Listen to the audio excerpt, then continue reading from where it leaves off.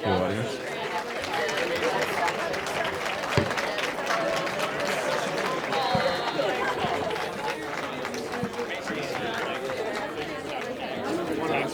Can you guys hear us now? Cool. All right. I was thinking that I should have asked you to ghostwrite our questions for us since you like to talk so much. Is there anything that you want to talk about or want us to ask you? Wow. Ooh. I thought you'd come with some questions, so I have a ton of them. Dasha does too. excellent. I've got a handful. I'll try to be brief. Do you want to talk about your glow up?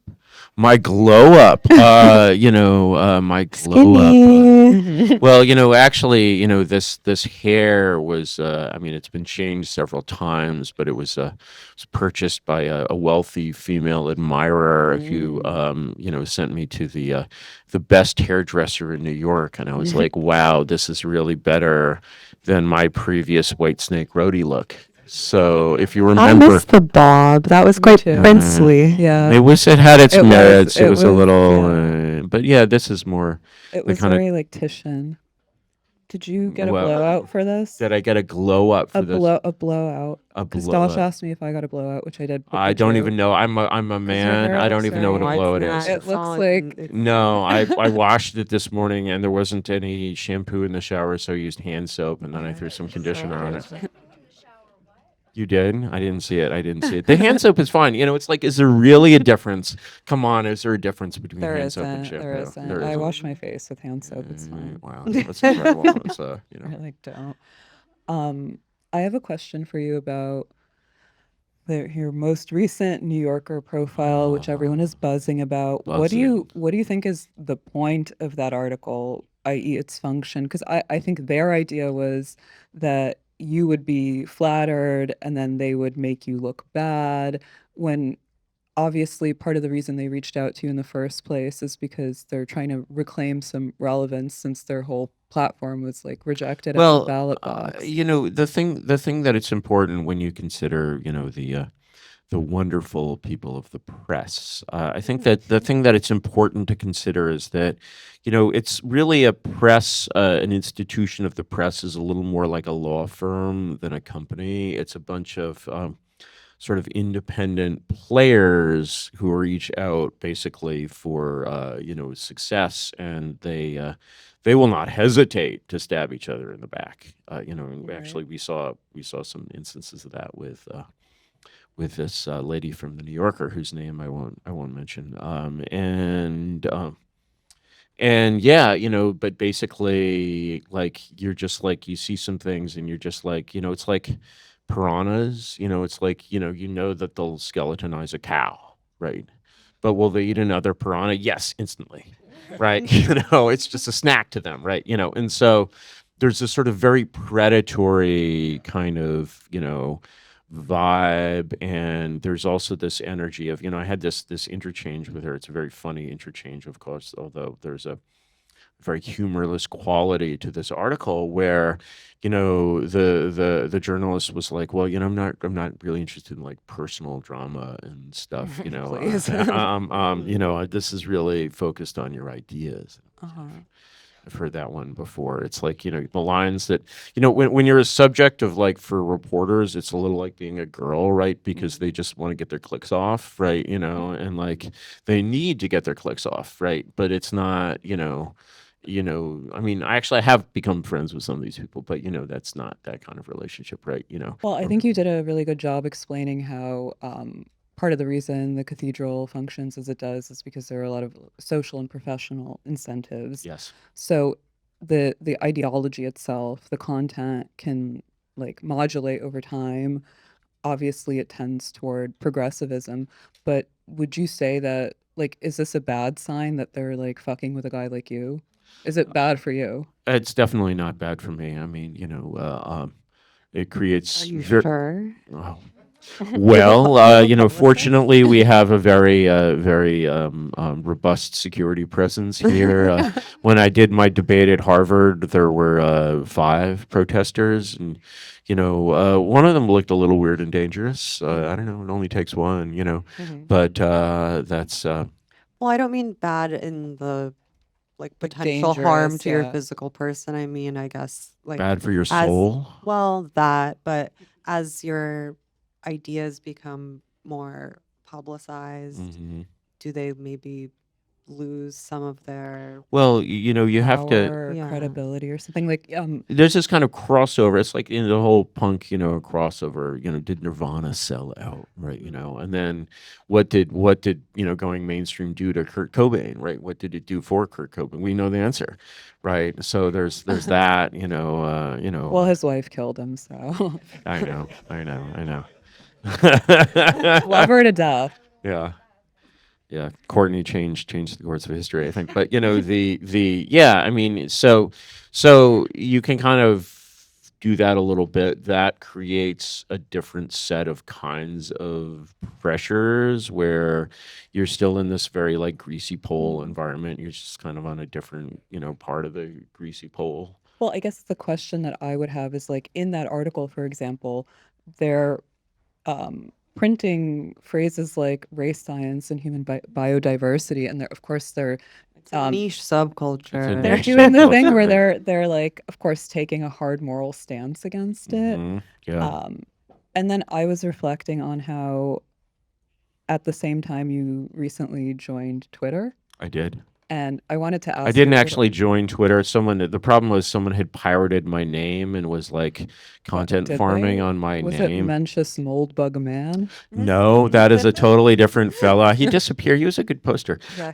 No, Curtis it was Yarvin Curtis. Groiper. It was not Curtis Yarvin Groiper. Losing, Zemping has, or as I call it, Zemping has made me definitely less groiperous, and Oh, you know. okay, because you feel Because more attractive the and groipers confident. are Yeah, fat. yeah. The whole groiper thing, by the way, is the original. There was like a change in what a groiper was. The original groiper was something very subtle and refined. The The early groipers. You mean the frog? Yeah, it's the frog, but the frog, if you go back, if like the great Twitter poster was that underscore groiper, he did the bug of the day, and you had these like bug of the day groipers, which was like a much more sensitive, capable Pepe. And the word was just hijacked for these gross political purposes by Nazis. Sad. Yeah. But okay, so when the New Yorker prints phrases like race science and human biodiversity, obviously it's legacy media, so they're operating at a lag, and whatever they think is like edgy or cool is no longer. But they're essentially like mooching off of these ideas while keeping them at arm's length. And Sure. I can't really make sense of whether that's a good or a bad thing. Well, Those kind of yeah, I mean, there's sort things of. entering the ether. I think it's a good thing, even when they're sort of presented with a, presented, or should I say, misrepresented with a loud, very very audible high school girl, sneer. I think our journalist was actually a graduate of Harvard Westlake, and She sure was. has a family background in media, and is probably my fifth cousin, at least on my father's side. Was she hot? I was trying to figure out why he would do the. Oh my God, Anna! My gosh, my wife is sitting right here. I know, but I don't do hot journal. I don't do any journalism. Man. yeah, I think she'll take it in stride. No. There's definitely some. It wasn't a honeypot It situation. was not a honeypot situation. Have you seen that film, Honeypot? It's a Kirok film. It's a. They No, basically, no. yeah. Do you like being famous? No. Really? Yeah. I Yeah. don't believe you. Well, I'm Can I hit married. your vape? This is a real problem. Like, basically, after that lying ass answer. if I was just like banging chicks nonstop, like I think I would like it. But I'm actually happily married, and fuck you. But the so it's a No, different. that would get bleak quick. It would. Yeah. mean, I know. I see. That's the thing is that I know it would, but I know it would only like intellectually. So Well, okay. Did you ever have a period where you were doing that because you were maybe not famous but already rich? No, actually, because I was still married at that point. But besides my Well, you're kind of a crypto is in the dumps, so romantic. I'm not actually rich now. So girls can kind of tell that when they look at you. They're like, Oh, so that's why you're Bitcoin's on Twitter. up. that's why I'm You have to yeah. beg for shekels. Yeah, absolutely. I have to show my coin, uh, Would you That show is- our coins? Yeah, can you? we might please? be able to work out something together. What is your coin, Dasha? It's $ Dasha. It's on the Solana chain. Mine not is doing dollar so sign Anna. good, That's What do you- catchy, but when it was whatever. up, oh my god! And what do you get for it? Is it a token that you can trade in? Is this a utility coin for Dasha? It's it's a token of my A Steve? favor. It's Yeah, kind of an yeah, aristocratic coin. And yeah, if I And if have enough you- of it, Trump does this. Like if you have enough Trump coin, you can get lunch. You can. I don't think you can get anything more, but you can get lunch. He promises lunch to, I get texts from every day. They're like, I want to fly you to Mar-a-Lago. I love you. I Yeah. love you. I'll bet he does. Like no one said that to me in like 10 years. I love How do you girls feel about Trump? Just as a human being. you. We love him. We love him. He's a We've real always person. loved him, even He's a when real we had to be person. like down low brothers about it. He's a real person. I've never met him, but he's a real person. I don't know what Joe Biden is. I don't know what Kamala Harris is. I know what Joe We've Biden met is, him. but Joe Biden. No, God no. Donald Donald Trump. Trump. Wow, and he was sweet. I imagine. He wasn't We so met him sweet, but briefly. he did have a very warm and firm and perfect handshake. It wasn't. Mm. It certainly wasn't limp wristed or clammy, but it was not like that overcompensating, overly firm handshake that I hate, which is even arguably more gay. Would he hover hand? Did he hover hand? Never. No. I don't think so.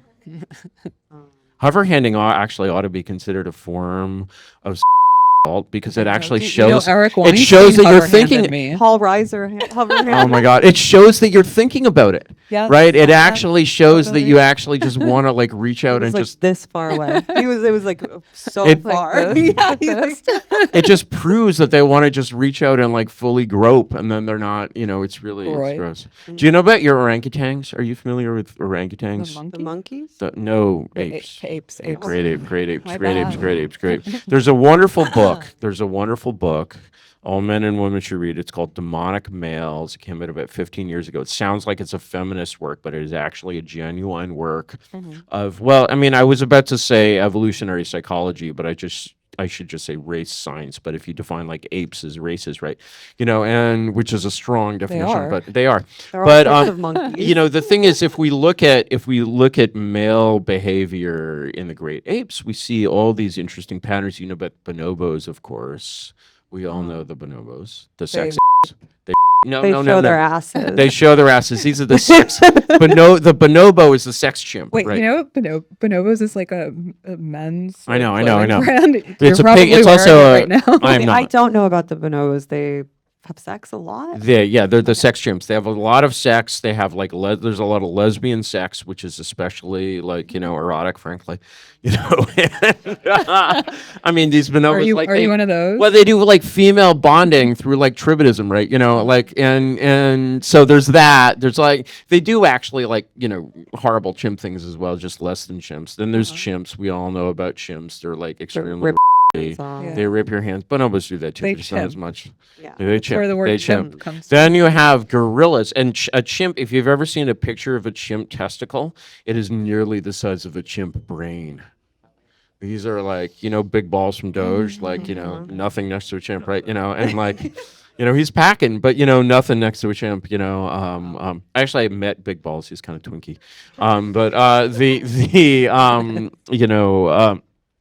only just briefly at a party.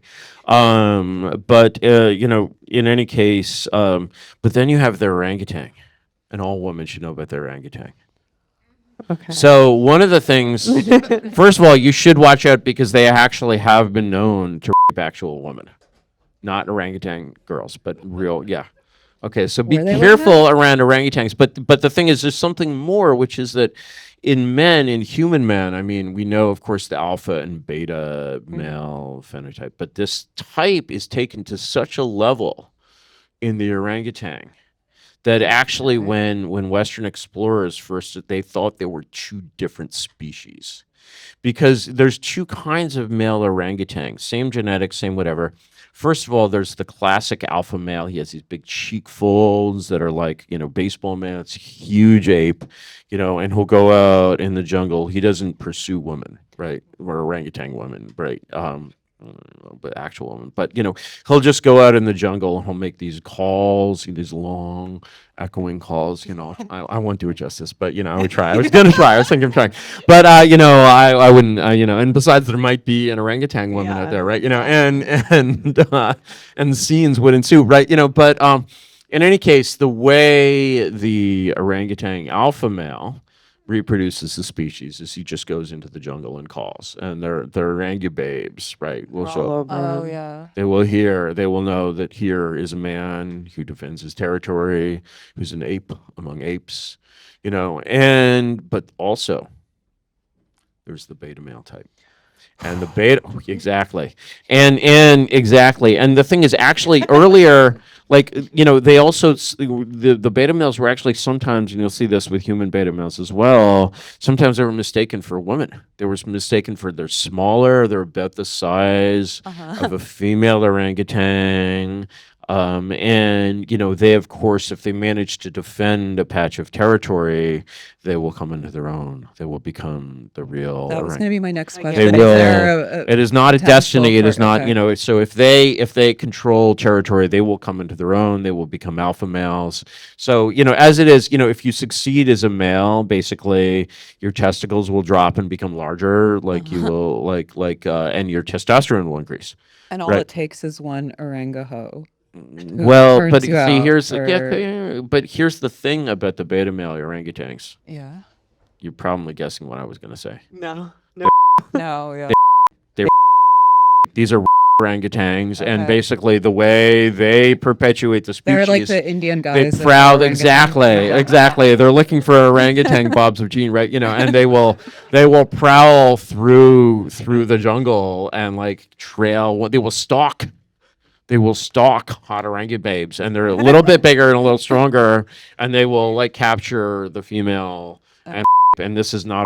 Have they ever tried pruning out?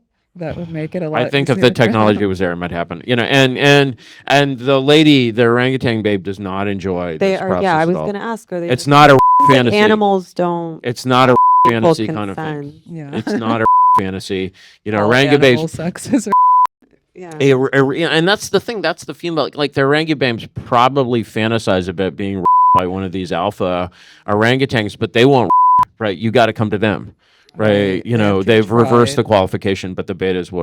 So, you see in these, demonic males, you see all of these elements of human male psychology will appear. Even the, because the gorilla male, okay, you think of gorillas, big whatever. The gorilla male is super husband type, very husband oriented. Now, polygamous, of course, he's got his harem, right? Yeah. But which he will defend. But the thing is, actually, gorilla testicles, tiny. Because there's gorilla dicks, tiny. There's no sperm competition because he keeps his babes in line, right? So there's this kind of pimpy aspect to the gorilla male, but also very, very beta herb husband kind of, So how much should we still read this book? I given you all the good parts Yeah, yet? I think- I might have. But Maybe a spoiler. demonic male is Richard Wrangham. Sounds fun. Can we Amazon You should go on Prime? Rogan. He sounds Yeah. like he would love. some Wait, have you been stuff. on Rogan? I have not been in Rogan. That's crazy. He hasn't Joe, extended an invitation. Joe, if you're Well, now after this New Yorker profile, my This guy's people will the call one. his people. There you go. Yeah. Do you have a publicist? No, I am my own publicist. you're me Or neither. you? There you go. Well, if you're We're good, building I am, together. Why do you have documentarians? Well, this is they of course appeared in the story, And they're here now. and they're here now. They yeah, they were they're Mexicans, in fact, and it's not frankly an ethnicity that we usually associate with documentary film, but there's Mexicans and Mexicans, and that's just I mean, they were That doing doesn't answer my question. well. They were doing a great job with the landscaping, like the ivy, Oh my like God, he's made this joke 3 times already, you guys. but twice in the green room. But yes, they're one. No. The thing is, if you go to Mexico, you'll see that there's a kind of Mexican that they have like a class system, and the class system is very like Brave New World, like it's divided by like almost phenotypically, and Yes. so you'll sort of see these upper class, Yes. Mexicans, Like my and gallerist. it's like your gallerist, Anna has a like your gallerist. gallerist, Gallerist. a Oh, gallerist, Mexican right? gallerist. A He's Mexican just kidding. He's my friend. gallerist, and she looks Finnish, I would imagine, or maybe He Pepe. Pepe looks Italian. Pepe, Italian. His He's name the- is actually Pepe. His Does he name know? his name is Francisco. But he's called And Pepe. he's the hottest man I've ever seen, but he's gay. But Can you fix? Oh, never mind. no, we can't fix him. But Dasha and I realized that we were very lucky, because if he were straight, we'd really be fighting to the death over him, as yeah. Glenn Greenwald wishes for the case for him. How do you feel about if I can ask a question? How do you feel about the affair of Glenn Greenwald? I wanted to ask you a question about that, because on our last, as of yet unreleased episode, Dasha actually made a very brilliant, insightful point that none of the major news media outlets had written up the story. The discourse was virtually all unfolding on Twitter. And you would think that like the Daily Mail, the New York Post, like these outlets would jump at a headline like that. And I'm wondering what your take is on why. Well, the Daily Mail and the New York Post, you're mentioning two very different kinds of Sure, but, like, organizations. major No, institutional, literally, if like you nothing, Google like it, it's like blackout. Hindustan Yeah. Times. Well, yeah, I think that, frankly, I think the story is too salacious for even the Daily Mail. I mean, No considering way. They- It's they- the the videos Daily Mail, I don't know, like, tits they have, right? But I don't think there's any tits Well, in this video. they have gore, like porn. Well, they have gore, porn. right. But like, the things that go on here, I mean, yeah. So I think that people in the Daily Mail probably don't know who Glenn Greenwald No, they is. do. People at the New York Times do, but I think he's kind of blacklisted in some ways. I think when you're an apostate journalist, you kind of get written off the like. But wouldn't you want to do a victory lap then and be like, this apostate journalist is actually a degenerate? It's complicated. Yeah, degenerate doesn't really. yeah. Degenerate as a slur doesn't really cut much ice with the readers of the New York Times. I feel like Well, because they're probably half of them are doing the same well, shit. yeah, and the other they're are not like, not the have same. cognitive I mean, decline. like it was a little specialized, but It made me feel, I guess, I was like, I thought this would be a major news Yeah, item, but yeah, I guess no, I you're right. It's don't really so know what's weird. going on. would you have him on the pod? We've, Glenn? he's ignoring my DMs. That's why I'm really going to What? denounce him. What? We've We've had him twice That's before. so rude. I know. And you've I had him know. on, and he I know. just I know. does he This is- know? this Does he is know what you happens put him when in you're the friends with spot? He knows you'd ask, And there's that picture of him with this like rabid, like meth-eyed, like, just like intent on his thing, like he really like he needs it. He's living his truth. Okay, here's a question for you. Indeed. Do you denounce or defend? I don't know. What would I denounce him for? You didn't. I mean, Okay, I was just I- shit-posting you because I'm we're- just we're like, yeah. real Glenn heads and yeah, no, ride or no, dies no, for him. no, so. no, consenting. Was it an adult or it was? It Yeah. was a total daddy. Yeah. But interracial. There's Interracial, that. yeah. There's that. They were doing a little race mixing. A little race mixing. Well, as if it's gay, no harm, no Yes, foul. yes. Yeah, this was the subject of a great Moldovan tweet. He's in the house somewhere. Shout out to that guy. Our Matthew. fixer. Yeah. Security guy. Bouncer. I have a couple of annoying political questions for you. I If knew you we want to were gonna move go away from, I don't know if you guys. You'll wanna save move- that. Normally they save the race stuff for then. They For the- want to get yeah, you really where- comfortable, and then So, okay, here's a quote from the New Yorker profile. What many see as the most dangerous assault in American democracy and the nation's history, Yarvin dismisses as woefully insufficient, a vibes coup. Without a full-blown autocratic takeover, he believes a backlash is sure to follow. And I was thinking, like, one of the best takes I've ever seen about Trump is that, like, leftists and liberals think he's too authoritarian, but actually he's not authoritarian enough. And of course, it feels like our guys in the administration know this and they're doing like a tightrope walk so as not to scare the hose. But I wish it was that simple. I don't yeah, know. okay, you I don't can. know that we're the the understanding of like one of the things I always say, as a student of history, is that when you see a real regime change, in a country, everyone's life changes. Hmm. You're in East Germany in 1995, you've got a different life. And, that level, understanding of that level of sort of political change is very hard for people who've sort of been given, all of this illusory Hmm. change. And we have this, because people who vote for Trump really feel like they're voting for a dictator. They really Hmm. feel like they're projecting their democratic power into this authority. Hmm. And then, everyone has an interest in sort of concealing the reality that this authority that you get is only like 0.101% authority. It's like authority flavored. It's like the Yes. LaCroix of authority, right? And it's like passion fruit, right? You're not exactly biting into the, rich passion fruit there. You're drinking a kind of flavor, right? And so, everybody's interest in the system is an interest in concealing this, because basically it's not just, I mean, think back to George W. Bush, right? Remember, people compared him to Hitler. He was a chimpanzee. He was like half chimpanzee, half Hitler, and like this evil, this, Well, he is like Hitler because he's a painter, but well, that's that's true. a That's true. Same could be said of Hunter Biden, but, and, no, but like, people really talked about the Bush administration as though it was this assault on democracy, right? And or even the first Trump administration, and like yeah. this Trump administration is basically at least 10 times as energetic as the last Trump Right. administration, to say nothing of George W. Bush, and it's clearly like 100 to 1,000 times not energetic enough to succeed. And that level of Succeed meaning what? just like survive, have any meaningful impact on history, Or not to all end up in like jail in yeah. 2029. I don't know.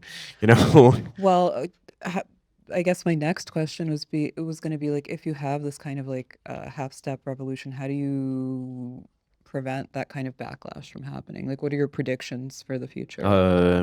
well, if you don't, of course, I think a lot depends on who wins the 2028 election. Certainly, I mean, it's not even the future really, because of course, in the first administration, Trump was, public enemy number one of the deep state by like, this time 8 years ago. And he already had the Justice Department attacking him. And today he's still, to some extent, on the offensive. Hmm. But I would say it's certainly not the Trump administration of 90 days ago. Hmm. And I think that as you sort of, you know, there's this historical line, surely kind of racist and surely false, I think, at a certain level, but it's all stereotypes are true. The stereotype is that the German is either at your feet or at your throat. And I think it's true Huh. with these kinds of institutions as well. Like when Hmm. you're attacking them, they're not going to be attacking you. And I think a lot of these attacks have been not necessarily as dexterous as they could be, but sort of carried on with Hmm. great chimp energy. And I think that, when that chimp energy wanes, like they should look out, definitely, because the system will be The back Trump on the attack. admin? The Trump admin, Mm. because the system will be back on the attack. You're either attacking it or it's attacking Hmm. you. And so that's what happens when you have limited objectives, where you're basically not sort of imagining a kind of fall of the Soviet Union, fall Hmm. of East Germany kind of outcome. Is that if you have limited objectives, by definition, you're trying to get to a certain place and stop, and that place is not a place at which you've won. Uh, And so as soon as you get to that stop, you're going to start rolling back. well, it seems like this time around it's a little different because he wisely did fill the cabinet with like young, promising people. Hmm. Uh, whether those people are going to be able to make anything of it is an open question. But what, like, if you had to advise them hypothetically, what would you Well, tell them to do? it's a problematic situation because in a way in the Trump administration there's several different sort of forces. There's kind of random people who are personal friends of Donald Trump, sort of assorted individuals. There are, sort of, the conservative hacks are still there. There's like a new generation of people who definitely want to do interesting things with the federal government. And then there's these like Doge people. And the Doge people are sort of a very different type because there really are kind of have this kind of Silicon Valley, mindset, but there's like very, very few of them. When you look at the kind of traditional DC conservative intellectual types of various generations, they sort of come in and they want to like use this system to like do something right. And, as soon as they get in there, they own it. It's sort of theirs to a certain extent.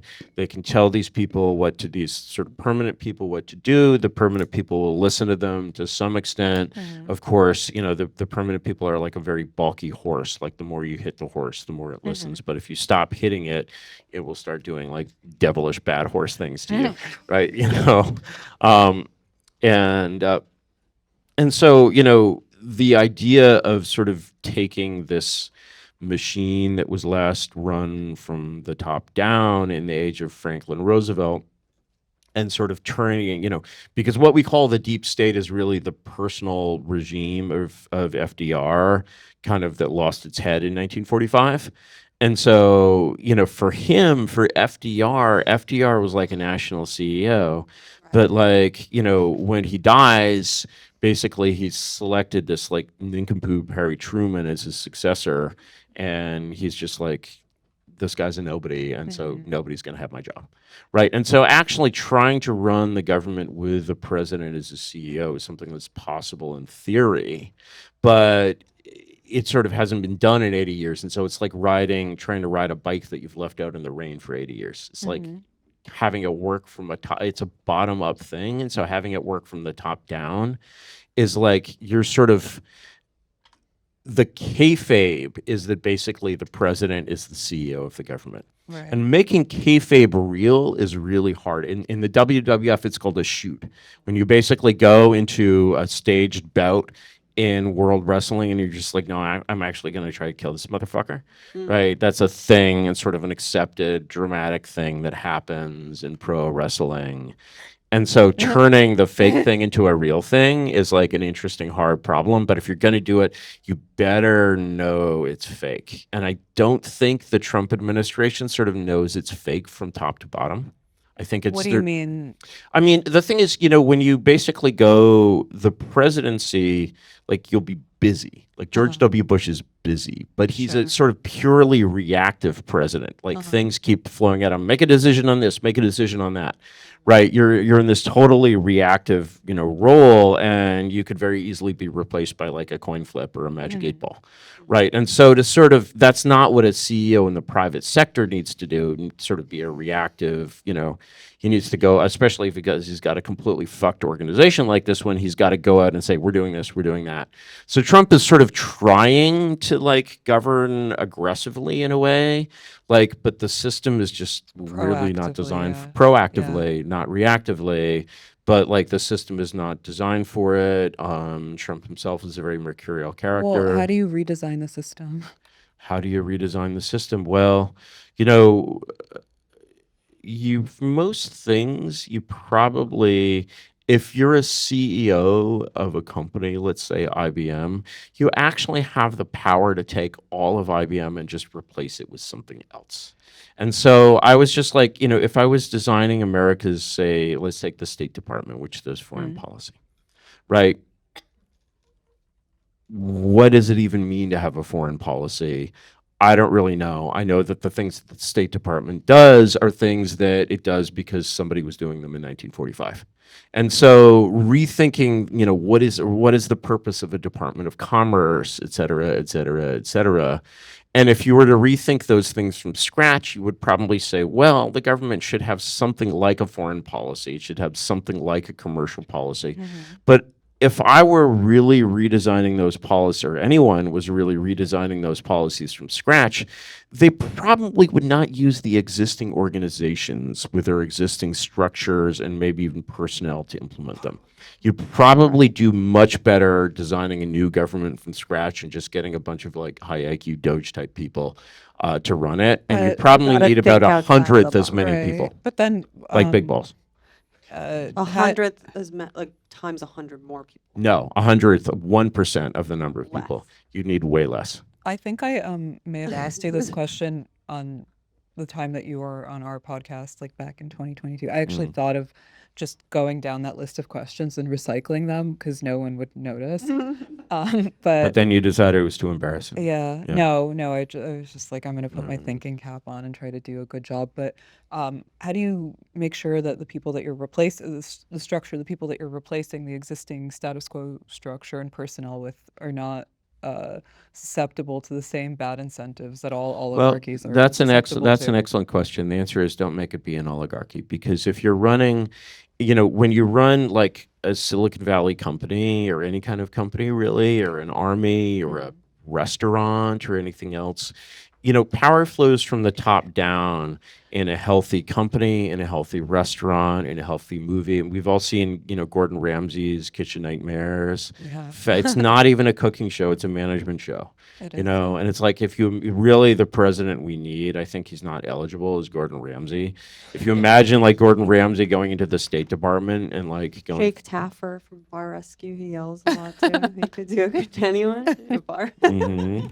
Yeah, and it's just like, actually, like, this whole thing is a shit show. It needs to be replaced, and there's just all there is to it, And it's funny because Ramsay, when you watch Gordon Ramsay do his thing, he's so patient with these losers. He's But actually like, so nice and kind. he's so People nice forget and that about kind. him. Like, he's actually like, I'm gonna this like, lame Trying to ass help. He wants to, fry yeah. cook in like a restaurant in Vegas. Like, I'm gonna try as hard as I can before I say to the owner, no, you got to get rid of this person.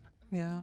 No, That show is really about how you wouldn't think Gordon Ramsay is a extremely attractive man, but he kind of is once you watch the show enough, because you're like, wait, he's like perfect. He knows how to manage and delegate. he knows how to give orders. And he's actually like very sweet. It doesn't go to his head. Yeah. He's not like, I mean, who knows what Great he's like in guy. real life? It's a reality show, right? But Well, I have a question. please. I guess, what's your take on the sort of tension people point out within the Trump administration between like the kind of Bannonite, like MAGA contingency, and like the techie, the H-1B situation was a good example Sure. where these two interests Sure. I mean, I don't converge really one another. know the sort of Bannon type Obviously, people. you're more on like the tech. Yeah, side. there's an energy there. Like, I don't, I mean, there's only like this thing that Bannon does where he wears his like barber jacket to black tie events. I love Yeah. it. I we've been can't there. accept it. I can't accept it. I Why can't accept not? that. Come on, man. It's just, it's performative. It's like, I don't know. It's just, What do you mean? Curtis, come Come on. he's on. doing Well, it you because he should talk. he's doing it because I'm wearing a narrow jacket. This is a I know sophisticated you are wearing a garment. different outfit. You're than wearing a usual. different Yeah, classic, yeah. yeah. But yeah, no, did I wear my leather jacket to that event? No, I wore You wore a The tuxedo you cummerbund. I wore wore a all black these other feather times. tie. Did I break the rules? Yes, I did, because my tie did not match my cummerbund. And I said this to Michael Anton, and I was like, who's also a He loves suiting. he's as well as Anton. our Oh, right. Oh, yeah, that guy. policy expert at the State Department. He's a man's clothing expert, and I was like, Yes, can I I get know, away yeah. with a red cummerbund and a black feather bow tie? And he was like, maybe, but I wouldn't try it. We're Did he disapproved of your fit? he's old fashioned. So you'd like to see Bannon in a cummerbund? I didn't say that. I don't really You think want of him to him. clean it up a little. His I skin- definitely want him to skin is be. like a lot. I want him It to be has. well dressed. Definitely. He I is s- well The dressed. barber jacket is timeless. It's It is a fine. waspy staple. I It comes from his certainly prep want him to school be days. You guys, dressed. he's the best dressed But- man in DC. Do you think he should Zemp? Do you think he should train for the No, Olympics? he's perfect the way he is. Really? Yeah. Is that like a dad bod thing? Is it like just the energy It just there? works for him. I don't know. It's an individual thing. I don't Work for think- me. Earlier when I said libido, I really meant kind of like appetite. Like Riz. actually suppressing one's appetite maybe isn't always good. Because your appetite's also what drives you, drives you to greater success, and to be bigger, be to better. bigger, yeah, yeah, yeah, Can I yeah, have yeah, your yeah, right, vape again? right. I mean, I got ultimately, agitated by ultimately, the we're all flashing we're all pen. Thank we're you. all orangutans, right? You Yeah. know, and you're just like, how do I get those Well, some people more than orangubabes? And you're others. just like, I have to carve out my stretch of jungle, Yeah. right? And you know, the process of going from a beta to an alpha male orangutan must be so. It's like second puberty, basically. It's You must see be. Straw Dogs? I have the not movie? actually. It's an Oh. older film. is it Wait, not? do you Yeah. consider yourself a beta or an alpha? I'm a sigma. Yeah, clearly. Yeah, Hard Dustin statement. We Hoffman's have our own a kind of riz. mathematician with a hot wife, and he has to kind of do Wow, like a hot wife, or a hot wife. a little bit of both. I'm not going to spoil it. Oh right, She's like wow. a shiksa wife. Yeah, Yeah, yeah. he's nebbish. We do he's go for that. We do go blonde. for that. It's We kind do of go like for an that. ordeal of civility movie. Yeah, Yeah. but it's about a, But for a Dust- man's transition. And you know, with Ordeal of Civility, it's kind of for Dustin Hoffman, like it's kind of a double ordeal of civility, because I think there's also like besides the Jewish thing, which we're referring to, of course, I think there's also like a short, A short thing. a short ordeal of civility, right? You know, Well, the two often overlap. Yeah. so true, so true. So girls, what's your lowest height limit? How short can a man be and You don't become wanna still know. attractive to Dasha, the you Red go Star girls? first. I mean, literally, kind of nothing. I think I wouldn't. Well, some of us are pickier than but My as long husband's as he's tall, not but- medically short. My first and favorite starter boyfriend in New York Starter City. boyfriend. Shout out to him. He's my best friend and the godfather of my son. Oh, that's really 5'6". I'm airing him. I'm being such a bitch right now. sweet. I had to stop. But Yeah, like 5 whatever. feet. Like if he has Whatever. enough riz, it's Yeah. really. Should guys get the surgery? They have this Russian No, thing. no, that, no, no, no. The bone length? The Yeah, the bone- Chinese, Yeah. a TikTok girl leg lengthening surgery. No. They should just increase their. Riz. Riz, yeah. He Yeah, has a lot of yeah, riz. yeah. He really Yeah, cleans yeah. up that guy. I'm doing damage control for calling him Sure. 5'6". Sure. So I have you a need hy- it at 5'6". I have a hypothetical question. Please. It'd be kind of fun. Would you prefer a democracy or a female monarch? Ooh. Well, certainly. I mean, of course, we use this word democracy in a very meretricious way, but I think there's been some very successful female monarchs. Of course, everybody loves Queen Elizabeth. You know, what a presence, what a Queen Latifah. You know, but the thing is that here's one of the things about Queen Elizabeth, though, is that she's a Tudor, she's a badass, it's a badass dynasty. Henry VIII, badass. Henry VII, enormous badass. Henry VII, gets his job in a sword fight. Like, how male is that? Like, he actually comes close to crossing swords with Richard III. And when I say swords, I mean swords. It's not metaphorical, right? They use swords, right? And not metaphorical in either sense. Thank you, Dasha. I can see what you're thinking. And this is Red Scare. So Henry VII, just immense thuggish. He's the young man. He's the young Earl of Richmond. His biography is Tudor is the name because the Tudor dynasty starts with Owen Tudor, and Owen Tudor is like a Welsh serving man. And Owen Tudor, basically, who's a very low. So we see various marriages. We'll see big time kings falling for serving girls or whatever. William the Conqueror's mother is like a tanner's daughter or something. But with Owen Tudor, it's the other way around because Owen Tudor becomes the husband of God. Queen. She's basically a queen. Takes her as his boy toy. As her boy toy. And so basically then, because he has no rank, he's like a Welshman, probably talks funny. And then, his son is like a duke, right? And then Jasper Tudor, I think, and then the son of Jasper Tudor is the Duke of Richmond. And he's like the last Chad possible claimant, because this is the end of the Wars of the Roses, right? Uh-huh. And so you have this guy whose royal blood is through his mother's side. I know, But right? You know, and but like wait, he's but young, okay, he's but strong, right? I'm And getting so one of in any case, going back hold to on, the but going back to the gun to the female, head. going back to the female, Just answer Yeah, the yeah. female monarch to answer the And in a question. contemporary sense, obviously we don't have dynasties anymore. Yeah. So Why we could, but going back to Elizabeth, the thing is she's in charge. She's queen bitch, right? But already she like delegates a little more than she should. So there's this whole thing with the Bloody Mary, where not Bloody Mary, Mary Queen of Scots, her cousin, also beautiful, glamorous woman, right? And red hair, big red hair, and Elizabeth is basically tricked by her intelligence guys into executing her cousin, and they're just like, you know what, you just really send her a lesson to like sign the death certificate, and we'll like she's really gonna know she shouldn't be doing the spying stuff, and then they kill her anyway. And Elizabeth is like, I didn't order that. And they're like, and so she's like, power is slipping a little bit out of her hands already and into kind of the deep state. And then when James the Sixth, or first, who is actually Mary Queen of Scots' son, takes over, he's a nobody. He's from out of nowhere.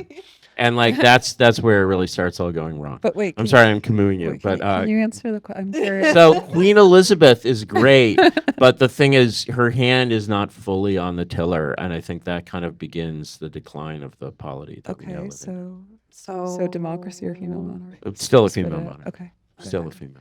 I have but a, I have flimsy, they'll have a flimsier grasp. Well, we need a very tough one. We need, Elizabeth who could maybe. She should have had. how does she measure up to male monarchs?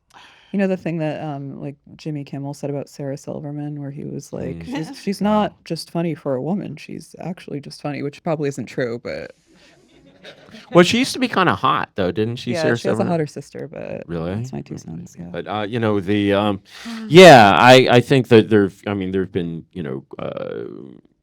Catherine of Russia. There's some very, very tough female monarchs. It depends on the individual. But, That's Okay. nice.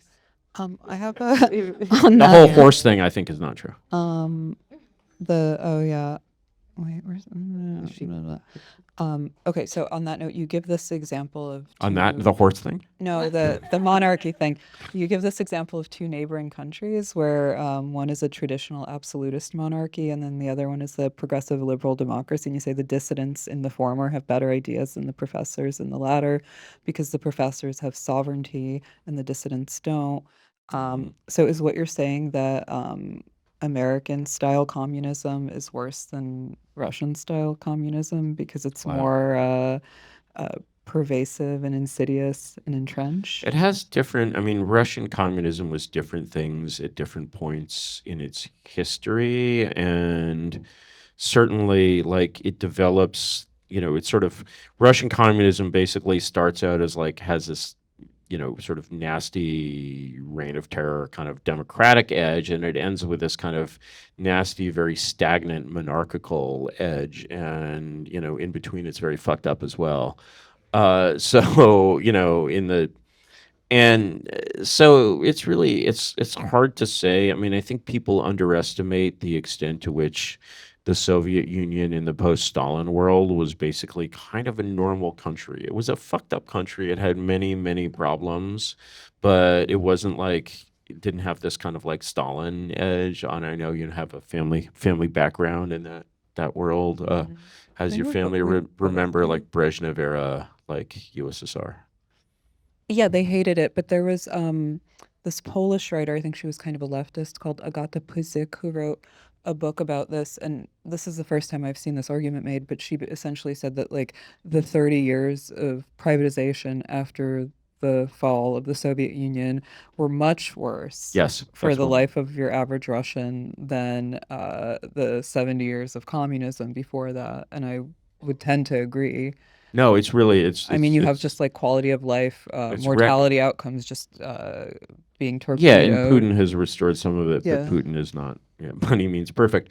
No, I was talking once. I was at a party in San Francisco with the parent of a of a friend of my daughter's, and he was Russian, and I was talking to him, and he turned out that he was from the Petersburg intelligentsia, and the Petersburg is like from the world of like Joseph Brodsky, right? He's like knows people who knew Brodsky. He himself got a film degree at NYU.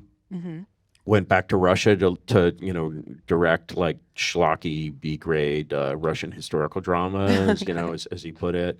I'm like, Well, I at can least see it, and I was somewhere. like, basically, like, how is the Russian intelligence? How's the Petersburg intelligentsia doing? And he's, which is goes way back to before the revolution, of course. And he's like, yeah, we kind of hang on through communism, and then the fall of the Soviet Union completely destroyed it. And it didn't just destroy it because of economic hardship or the Soviet academic system falling apart. It destroyed it because the Iron Curtain fell. And basically everyone in that scene was just like, why the fuck am I here? And the answer was not satisfactory. And so they left. Yeah, I mean, they had Brain- the brain luxury to drain and all leave, that. but Yeah. I mean, yeah. the life of your like average non-intelligentsia citizen was totally ruined. Sure, but I care about them less. Well, I care about them more because I'm a contrarian and I have to rebel against my mom, who's one of these. I just said that intelligentsia because it was types. funny. I care about everyone. Okay. So you used to write under a pseudonym, and then you were doxxed? I doxed myself, actually. I have a funny, can I tell my funny doxing story? Yeah, but only It's if you short. tell us why you did it.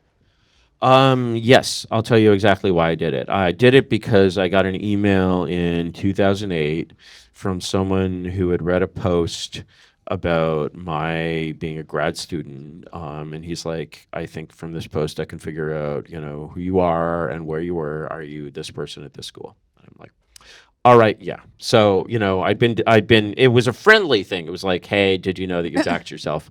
But, still, I've doxed myself, right? And then I was like, all right, I've been doxed, so, I don't really care. I don't have like military grade Satoshi tier security Waiting here. for someone to give you So in permission. 2012, I was like, fuck it, I'll go to this, silly alternative conference, and I'll like give a talk as like both sides of myself, right? It's sort of an art thing. So in any case, I was doxxed, and this had various. I was public. I was a face, as we say. I became a face, or I guess face lord is the PC version, right? And and then of course the various sides of my life interacted and caused various kinds of interference, as one does, and lots of things in my life happened, and COVID happened. And then when COVID happened, my late wife and I were looking at the situation, and I was just like, why don't we rent an Airbnb in Nevada for like 6 months? Because it was March 2020 and the desert seemed very good. And so we moved to Reno, and the Reno community is somewhat smaller. It's more exclusive. Actually, I prefer to say, most people will say, What? well, most people would say Reno, they call it Reno, but I prefer, it's originally a French word, Renault, right? It's like saying Target, and or like the actor Jean Renault. I'm butchering the French, but in any case, I met this guy, and he's a cool guy. He's a nerd, like former, one of these classic people. And then he says, he's like, Curtis, I don't know if you know this, but I was the guy who sent you that email in 2008. And it was actually pretty damn hard. This is like this 180 IQ kind of person, right? He's like, it was actually pretty darn hard to figure out who you were. So I was like, damn it. But okay. Well, it doesn't seem like you were forced, regardless. I wasn't forced. Yeah. It was consensual. Well, what sort of motivated you to write under a pseudonym, and then what do you feel like motivates you now? Why am I a face now? I guess. What motivates you to put yourself out there, I guess? To write poetry. Well, I haven't read enough of that lately. What motivates me to put myself out there? Well, it's one time. I mean, there's a number of different factors. One time before, I was anyone but somebody with a Google blog. I was, considering the media, like the state of the world, like life and this kind of stuff. And I realized I had an observation. I was like, it seems to me that as soon as somebody's name has appeared in the media at least 3 times, he is a media whore. Or she. And later I found that to be true. It's like basically, it's like every heroin addict like will have this moment from their youth where they remember like being in drug abuse, education, and then they become a heroin addict and they're like, wow, I was the person I was warning myself about. So being a media whore is a little like that. So, now I'm a professional media whore, right, on Yeah. Substack, literally, and so I know no other life. Do you- It's like being a professional killer, Do you think that that's but less taken sexy. you away from maybe your original motivation of like changing the world? No, my original motivation was not changing the world. My original motivation was telling the truth, and like that Yeah. actually, that's a That's the much same better. thing. Well, Well, because it is kind of You know, indirectly because if nothing else, then you motivate other people They to. say in Silicon Valley that when you're going to see some, great potentate or investor or something, there's a nice saying, which is that if you ask for money, you'll get advice, and if you ask for advice, you'll get money. I think it's a little like that with telling the truth and making an impact. I think that people are sort of who are very focused on the energy of mattering develop this kind of ring wraith vibe where like it feels really important to them to matter. I think for the journalist who worked on my piece, I think she feels like it's very important for her to matter, and I think she really feels like she matters. Well, she's a journalist, so tough luck. It's just, I know that's yeah. Well, and there is this, when a journalist writes about a writer, there is this like kind of envy there because like basically this is somebody when you're a journalist like until you've like really made it and there's like less than like 10 or 20 journalists who've like really made it, Yeah. your brand value is coming from your publication. Your Right. brand value is coming from your institution, from the name next to your thing, and if you're just this person, nobody gives a crap. Nobody knows who these people are. And they hate that. And they also hate that they're like paid like crap and worked like Right, hell and yeah. like treated like garbage because everybody wants that job. she got to go to France. That sounds Yeah, pretty that It nice. sounds- seemed like a yeah. burden to her to go to France. I don't know. It's like she And didn't pal around with a yeah. bunch of racists. Yeah. I have a question about Bukele. Ooh, Bukele. a real heartthrob. He comes. Would you? No. No, I have You don't I like have Lat- so many problems with his aesthetics, but he comes up a lot on the right Seems as too like small. he's like this medium sweater with nipples protruding, like the Very chin strap beard. disrespectful. I don't like it. He looks like an Israeli guy who sells soaps at a kiosk at the mall. Well- It's really bad. Actually, he needs like a make under or something. A make under. How do you feel about the like dictator chic, like the uniforms and like the? That's cool. Okay. He doesn't really do that. He wears like a merino There's sweater. no in special occasions. I'd like to there's see him in some in special fatigue. occasions. There's definitely dictator He dress. needs to shave the beard. I want to know what he's hiding. Ooh, wow. Could we get that news to him that he needs to? Yeah, he'll do it. Yeah. We'll nag him into doing it. No, but he's like Would a you have him on favorite- the? Would you have him on the? Sure, yeah. I like what he's doing. Well, that's my point because, okay, We so love the mega prison. yep, we Yeah. sure Who do. doesn't? Maybe you could do a special CCOT, like, edition. You could go down there, tour the thing. You could get Kilmar. Would you have Kilmar on? Imagine if you, like, go to El Salvador Oh, that and guy. have Kilmar on the The pod. guy who got deported. Oh. He Yeah. was gay and or a He's shackled, hairdresser, so as he's he not would going to, go like, on. assault you or Yeah. anything. But, Is he a criminal? yeah, he's a Yes, gangster. he's the one He's with got the MS-13 on his knuckles. tattoos, Yeah. I was looking for it to be like Elwood Jake, but Okay. there's a whole place in San Francisco that specializes in those knuckle tattoos. Really? I'm just kidding. I would believe you. There is one in LA. Sometimes I like see Dasha's husband and he has like Does he have finger knuckle tattoos, tattoos? and I'm like, oh my god, Is he he's tatted up? How do you feel yeah. about that, Dasha? Is that like an important part of the appeal? I don't mind. It's fine when you Yeah. like I the love guy, you him. don't I care. don't. Yeah. Just, Doesn't matter. it's a gestalt of a person. Yeah. It's just not about- That's what women judge. They judge that they get stalled from a person. Mm-hmm. Men are more like just like tits, ass, and sometimes brain. But That's not true. well, Um, But okay, so my question about Bukele, I lost my train of thought, is like, yeah, like he's like a favorite on the right. He's like a template for a strongman. You've apparently referenced him favorably.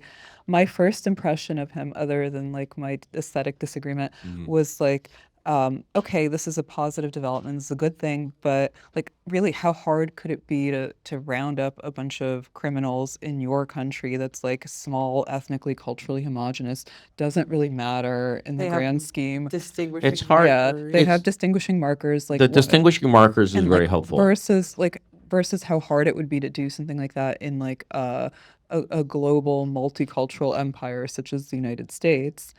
And then I was wondering if I was answering my own question, because is what he's doing kind of like the ultimate test case of your proposed solution, which is like sovereign statelets?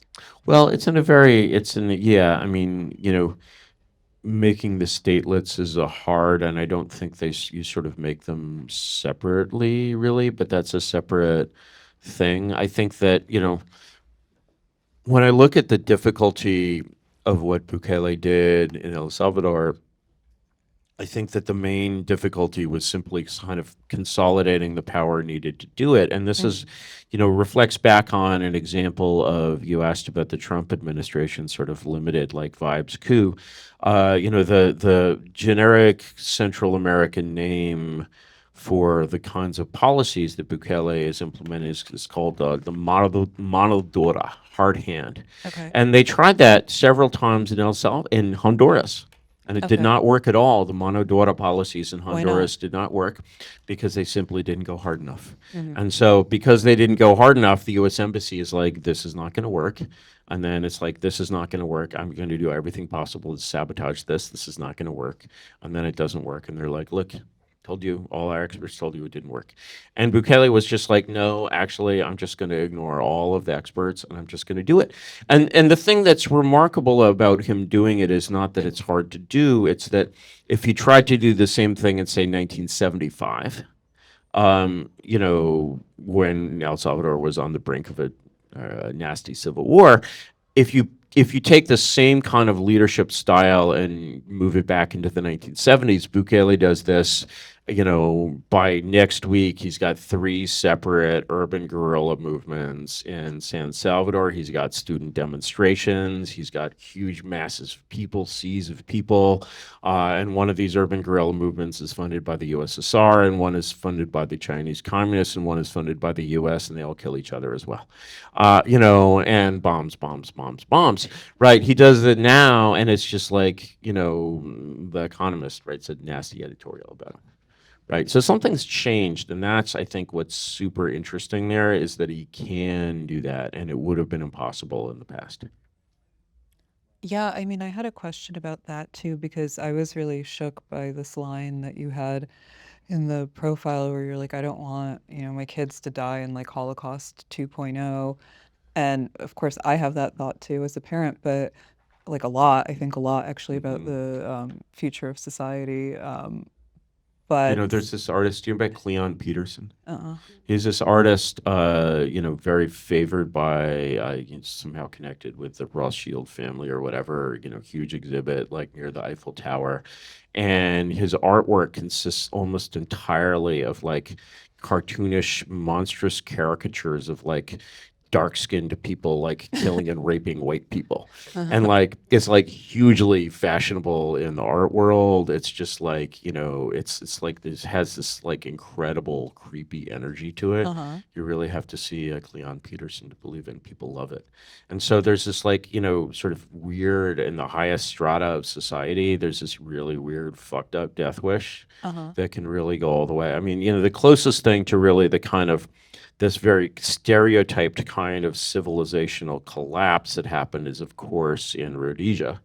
We all remember, Rhodesia. I don't think we really remember Is that what? Rhodesia. Is We've that what? read The great Leonardo about it, DiCaprio thing. yeah. Is that what we're calling it now? Dewey. And in Rhodesia, there's many amazing stories about Rhodesia that are not known. But of course, in Rhodesia, the upper class is totally globalist, totally cucked, whatever. People like Ian Smith are like Sauron Mondani. from this kind of he's declassé, right? All the real noble aristocrats Rhodesians are down with the Queen and want it handed over to. I guess I was going to say African Americans, but that doesn't really apply there. But I'm just trying not to say the blacks, but the article, the article is very problematic, right? But like you Yeah. can say blacks, but right? No, they don't like it when you say the blacks. They like to say black. It's like saying the Ukraine, actually. Same thing. Yeah. People Well, really yeah. get very in your face about that one, right? And I love it, but in any case, basically, so there was a guy named Garfield Todd.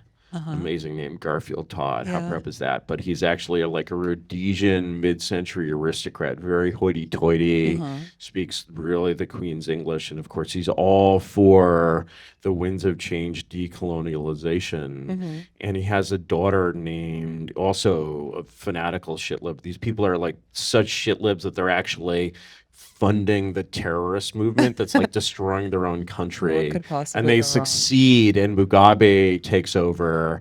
And does he treat Garfield Todd well after he takes over? Is he the little brown brother? Of course not.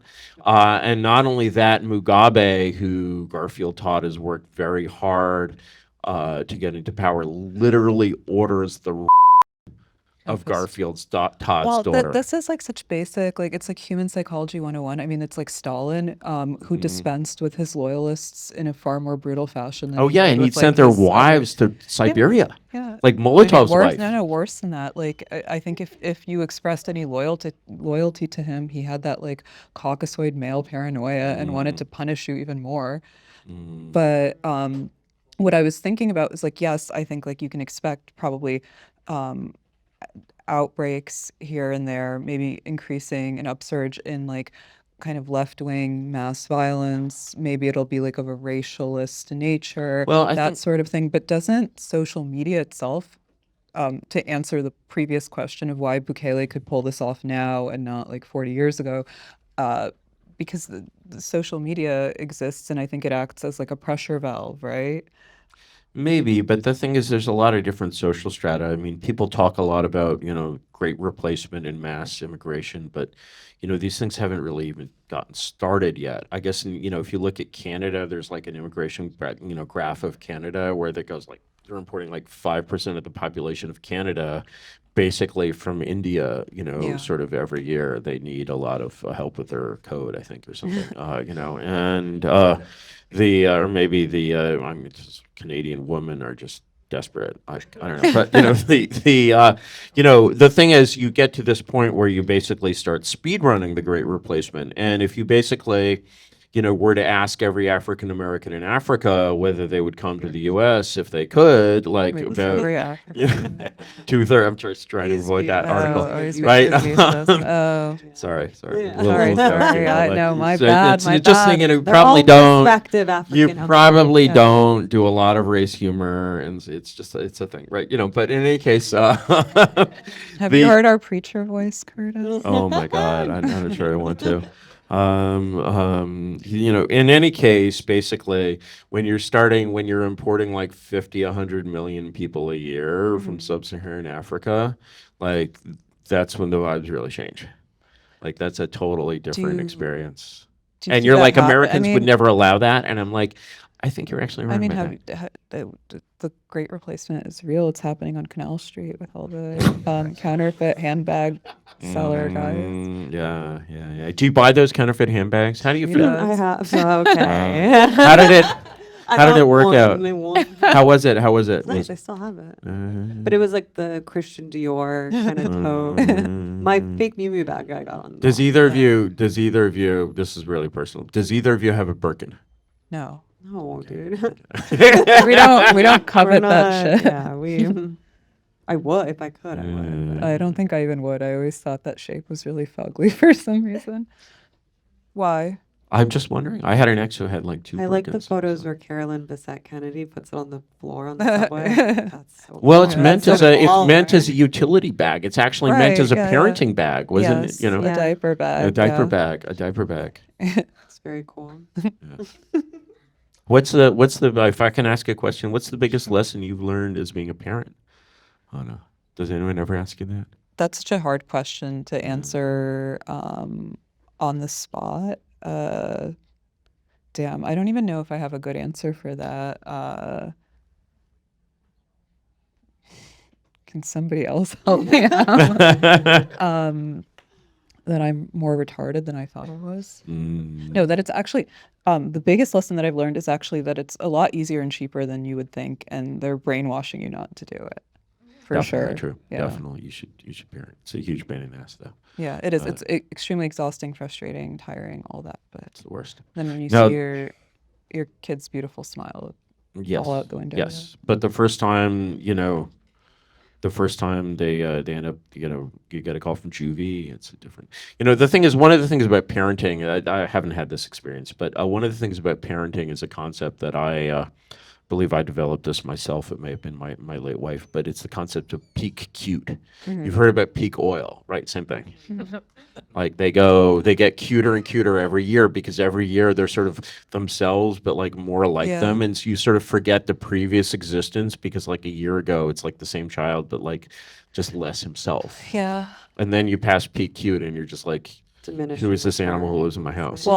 Well, when do you pass PQ? Like Depends on the 12, child. 13? Depends on the child. Can vary for every child. I think like 4 or 5 is probably the cutest. Yeah, but age. that's the age of yours, right? Yeah, but it's also the age that my sister and I were the cutest. It's when the kids start to be able to dialogue with you and push back and have a mind of their own. You know what? Can I give you a parenting tip? Sure. The best thing for parenting, I did this invent myself. Do you know soccer? You ever played soccer? I You know have how they not, use but the my son referees does. have these cards, right? You can just go on Amazon. Anyone can order those cards. You don't have to be a real soccer referee. Like just click.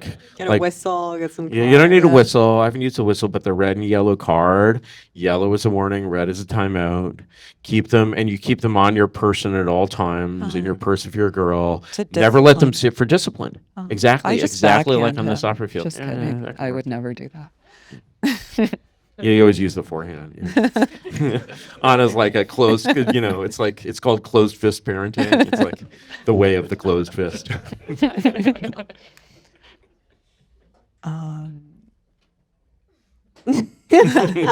On that note. Well, no, do yeah. you think, okay, I have kind of, it's not like a really fleshed out question, but it has to do sort of with your ideas about accruing cultural capital. And do you think that, well, I guess how do you think one generates cultural capital? And then do you think there's any way in which like popularity decreases power? That's an interesting question. Well, there's a lot of factors that go into having cultural capital, but I mean, we've already talked about one of the most important ones, really, which is being thin.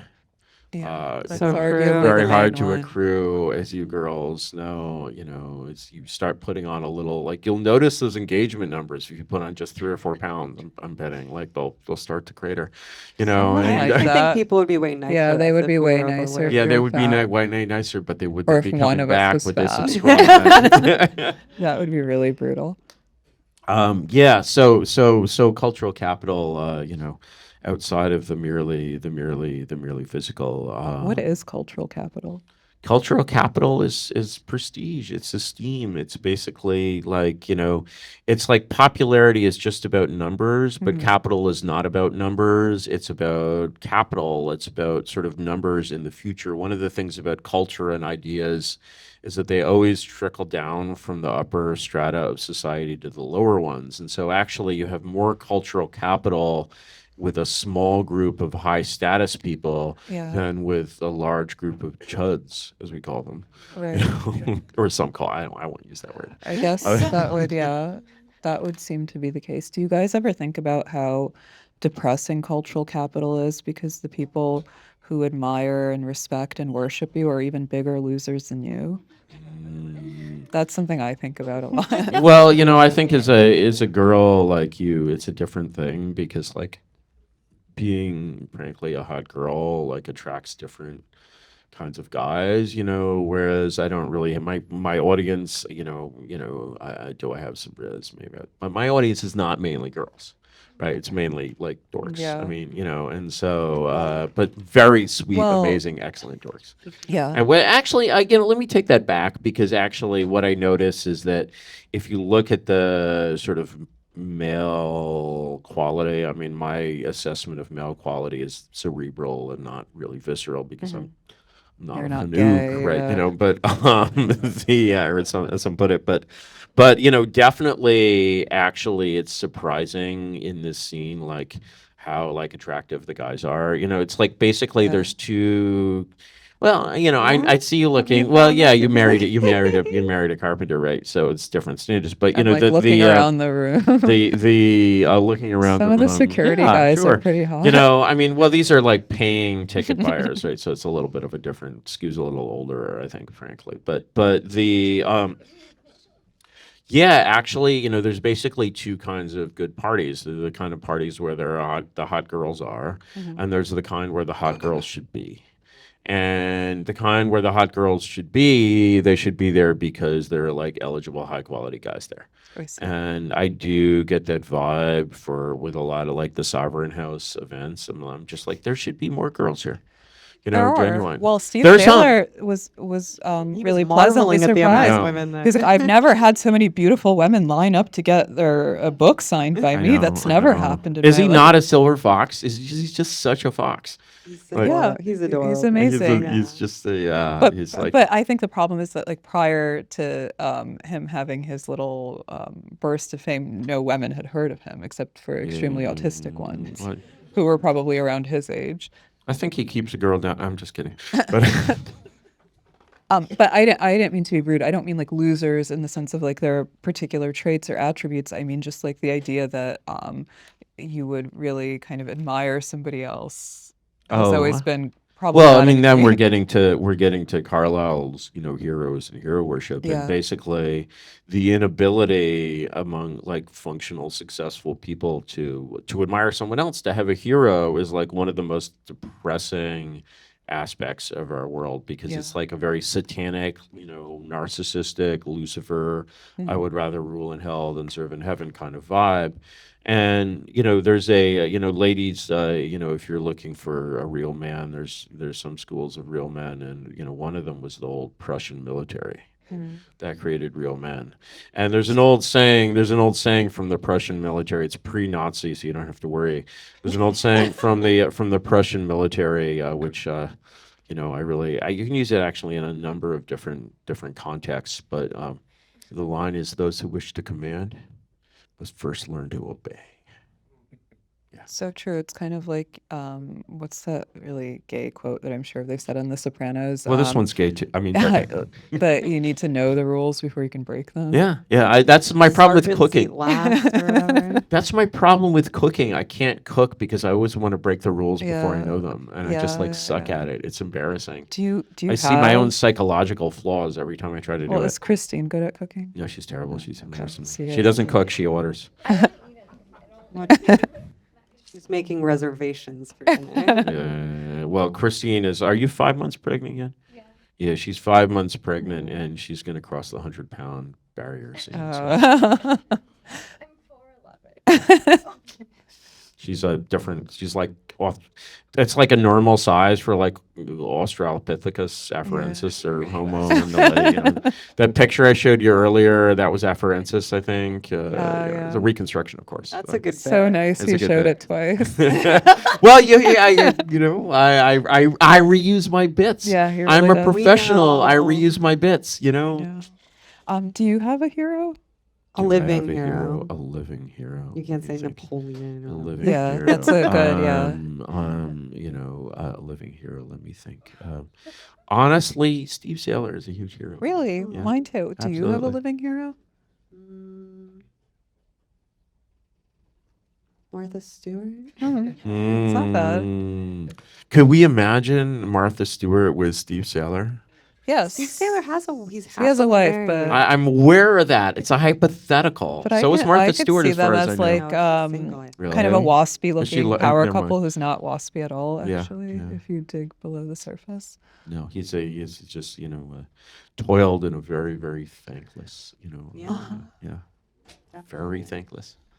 And, you know, because it's not often you see people, you know, that really have that sort of choice between I'm going to be part of the machine and I'm just like going to say F you to this thing and just like Well, say and what's true. And he spent a lot of time saying what's true, and he's getting some recognition and some book sales from it. You know, when I last, it was down. This was a few years ago. Like, you know, Sailor's very quiet. He's hard to hang out with, and you know. But I was in his car briefly, and his car is like, you know, 1997 Infinity or something. Those late 90s like Japanese luxury cars are actually a great deal. But it was not a young vehicle.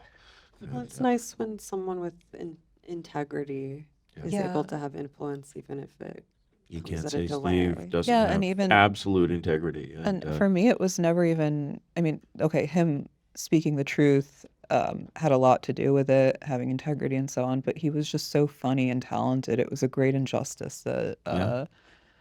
he was kind of consigned to some blogging ghetto for so long. He's really Well, in the he's New really a Yorker star. profile, they said like Steve Saylor, who writes for white nationalist websites. Yeah, Right, yeah. right, yeah. Steve Saylor, Fascinating. Steve, of course, used to be a UPI reporter back when the UPI was a normal thing like AP, right? You know, and so he's actually you know a colleague of this woman, but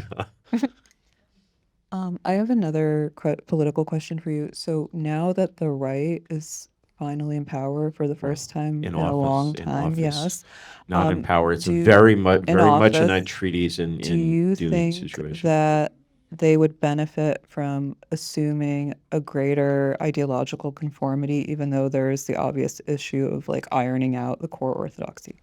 No, I think that actually the important thing about the right is strictly, essentially a negative orthodoxy, because for me, all that it means, you know, the essence of right, the true orthodoxy of right, you know, to be completely rightist is just to be completely not a leftist. I always compare it to the word Gentile. It's like Well, basically now, it yeah. describes an absence of a thing rather than a presence of a thing.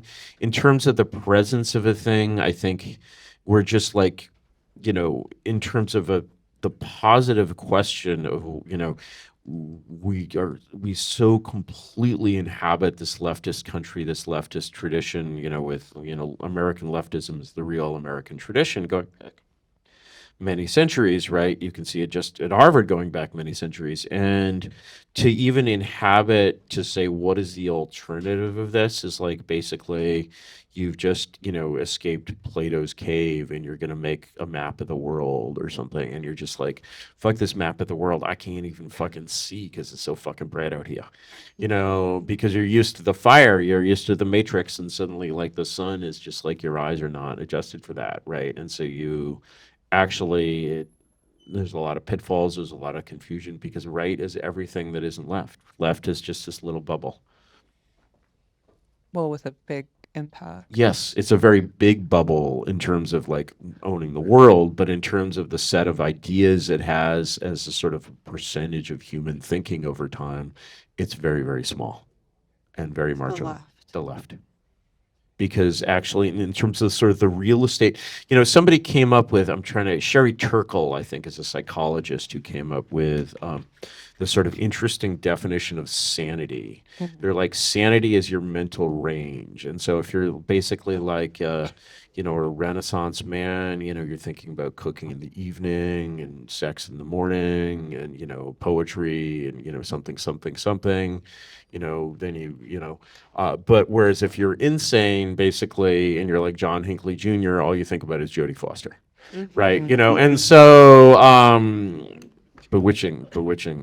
She's so smart. I mean, but you know, a lesbian, however, you know, but you know, the range of leftist ideas is so much smaller than the range of rightist ideas that it's just like, once you understand this as sort of an exclusion of ways to think and an exclusion of ways to think that were like totally natural and well understood. So for example, when we're talking about, you know, Steve Saylor and, you know, this word that he coined, human biodiversity, there's this guy, Greg Cochran, who's like a Saylor associate, very cantankerous person, impossible to deal with, total polymath Renaissance man, you know, physicist, writer, you know, just like totally impossible person.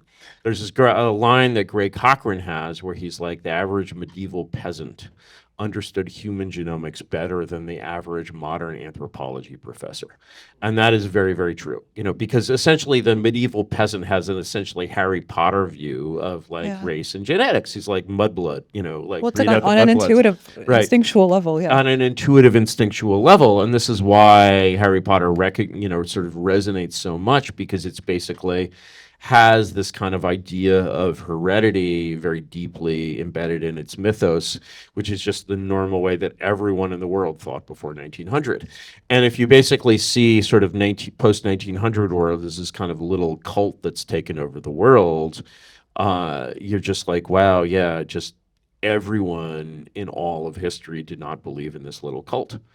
And so all of the things that are not part of the cult are bigger than the things inside the cult. So Islam has a word like this that's like Gentile.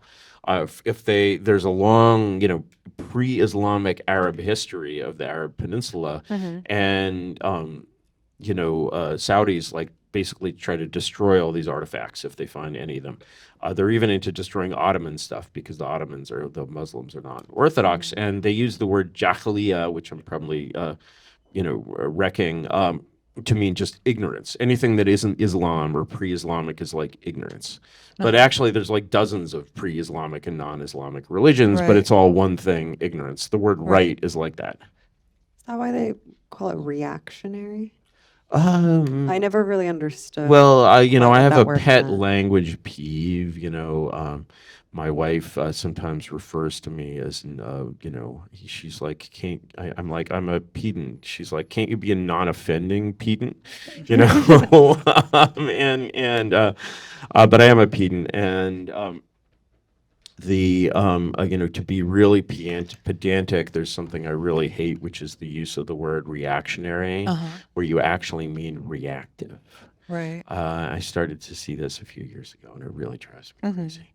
Well, And I don't understand what reactionary so means. reactionary means that sort of relative to this enlightenment, the sort of wave of liberalism, you're kind of pushing back against it. So you're reacting, that's action, and sort of you're reacting. You're You're unprogressive. reacting, you're unprogressive, you're unprogressing, you're something, something, something like that. But of course, to be reactive is to be indecisive. You're only reacting to events as they happen. Whereas actually to be, a reactionary is not to be reactive, but sort of, stand in front of history and don't even say stop, say. Well, yeah, and there was all these things like in place, like in the natural order, which was, I guess, codified in natural law, and then when you actually, get red pilled and you zoom out, and you're like, wait a minute, whoever thought unlimited progress could be a good idea, like. And you realize in arguing with leftists, I was just thinking this the other day, that like how not only are they like aggressive and militant, they're also insanely retarded. And of course they think the same thing about us. Naturally. So, and neither side can prove to the other side. But it's actually very shocking because when you argue with them, you become even more retarded because you're cut down to size and then some. And there can be like no You have to fit brokering. yourself into the little Yeah, bubble. yeah. And then you're trying to explain why, all they see in the past is progress. And I'm like, I think I see some decline here. I think there are like Yeah. places that like I would have gone in 1950 that I don't really want to be now, right? That's decline by definition. I mean, in 1950 in New York, there are no no-go areas in New York in 1950. There's nowhere that you, would not want to walk at 1 a.m. in 1950. Right. Well, I guess my last question to you would be, when you do like kind of, I guess, learn the truth about certain things, when you do get like red pilled on like race or democracy or something, you really run the risk of getting black pilled, because I'm less concerned about the social anxiety or social pressure somebody might feel, and Or more about professional. professional, and more about the kind of personal alienation and loneliness Oh, yeah. that you have to encounter. And I was wondering if you had any good advice for not getting black pilled. Well, there's many different kinds of black pill. I was watching a speech by, do you know, Batyanger Sargon? Yes. Yeah, I like And her. Yeah. yeah, I like her. And she used to be an English professor at Berkeley, and then fell off the wagon, I guess, or in some way or other. And she was making a speech about being a former leftist, and she said sort of something amazing. She was like, "I miss it every day." Mhm. And it was sort of like, you've heard like former heroin addicts talk like that. They're like, "I miss it every day." And like it, because it sort of gives people this, it's like a drug. It gives people this inspiring sense of meaning or purpose or teleology. And then you sort of lose your faith. And maybe, like a lot of people, you lose three-quarters of your friends at the same time as you lose your faith, because they just can't be around someone who doesn't share the faith. Like your like presence is very obnoxious to them because you smell like black pill, right? And so to sort of get out of that and to have, like, I think this is sort of why sort of being a reactionary is a little more than being a nihilist, because we can't return to the past in any literal or even figurative sense. There was a leader of Paul Kruger, they called him Paul, the leader of the Boer Republic in South Africa in the Boer War, had this nice line where he was like, take what works about the past and use it to build the future. And I think that, if you can basically say, all right, I believe in that line. I believe the future is not going to be the past and it's not going to be the present. And I can imagine it changing. I mean, these things are so stuck in stone that it's just so hard. Imagine telling people in East Germany in 1985 what was going to happen by 1985. They couldn't imagine it. And they couldn't imagine it. And even though West Germany is right next door, and they could see like West German TV, right? They still kind of couldn't imagine it in a way, but we don't have a West Germany. We can sort of look at like China or Dubai and we're like, wow, like things are really clean and there's a lot of neon, but like that doesn't really speak to what our country should become. Right. It just means the airport should work better. And so actually there's a lot of room for like not just building that dream, but nobody's even really dreamed it yet. So you're not really a proponent of nothing ever happening then? No, nothing ever happens until it does, and of course, we're anti-Lenin in this house, but Lenin had some lines, as did Marx, and one of his great lines was that there are decades when nothing happens and weeks when decades happen. It hasn't So happened yet, true. but So true, Kate. it might. Should we? Yeah. Wrap up. Yeah, Yeah. Are we all done? I think so. Wow. I would ask you questions, but I can't think of anything. No, No, it's that's not okay. the format of the evening. I don't have the right. Thank you, Thanks so Curtis. much. All right. Curtis. Thank you. Thanks, Thank you, everybody. girls. Thank you, audience.